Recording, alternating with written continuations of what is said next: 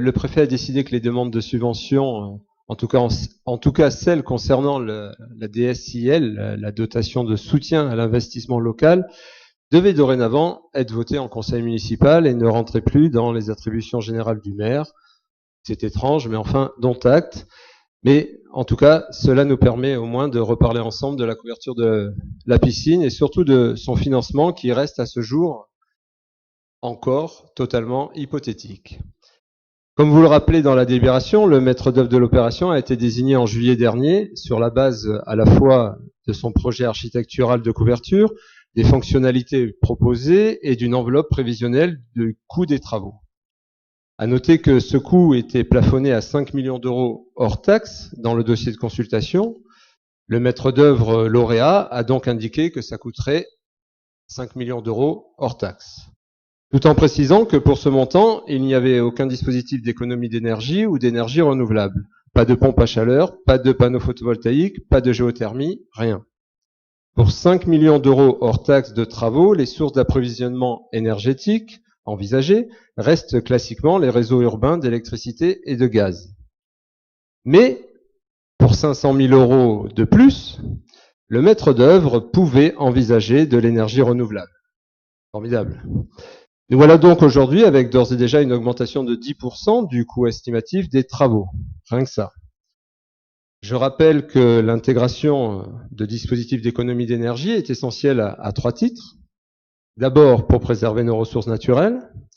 Ensuite, et c'est tout aussi primordial, pour réduire les coûts de fonctionnement à venir. Et enfin, pour avoir des subventions. Ainsi, pour obtenir la subvention du fonds vert, il faut démontrer une réduction de 40% des consommations énergétiques à périmètre constant. Sans dispositif d'économie d'énergie, il n'y aura pas de subvention du fonds vert. Alors les subventions que vous envisagez sont indiquées dans la délibération, le fonds vert donc, la DSIL évidemment, puisque c'est l'objet de la délibération, le département, la région, la métropole et l'Agence nationale du sport. Sachant qu'à ce jour, aucune subvention n'a fait l'objet d'un arrêté attributif. Pas même les 1,6 million d'euros de la métropole que vous annoncez depuis plus d'1 an. Pour l'instant, il n'y a donc aucun engagement écrit d'aucune instance. Mais voilà, vous nous présentez tout de même un équilibre financier avec 80% de subventions et 20% d'autofinancement de la ville. Un plan de financement hypothétique pour faire les demandes de subventions les plus larges. On est d'accord là-dessus. Mais dans le monde réel, des hypothèses de subventions qui, en se basant sur ce qui se fait par ailleurs dans d'autres villes, vos hypothèses sont considérablement surestimées, notamment en provenance de la région et du département, deux collectivités qui n'ont aujourd'hui pas plus d'abondance financière que notre ville. Évidemment, s'il y a moins de subventions, c'est la ville de Vence qui paye à la place.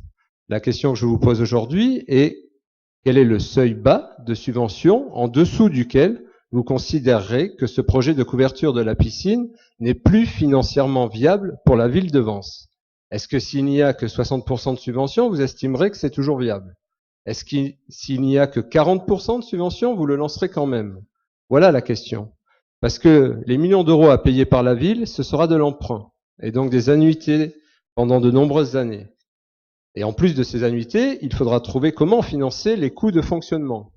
À un moment où, je vous le rappelle si besoin, nous n'avons plus aucune marge de manœuvre sur notre section de fonctionnement.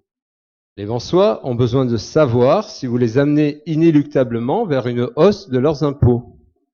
Alors, depuis quelques semaines, vous voulez vous initier à la consultation, eh bien, consultez au plus vite les Vensois, faites un référendum, comme vous l'avez promis dans votre programme en 2020, en leur mettant clairement le choix entre les mains. Voulez-vous une piscine couverte qui nécessitera une hausse des impôts, ou préférez-vous ne pas avoir de hausse d'impôts et, pour l'instant, rester avec une piscine non couverte? La réponse sera, je n'en doute pas, très instructive.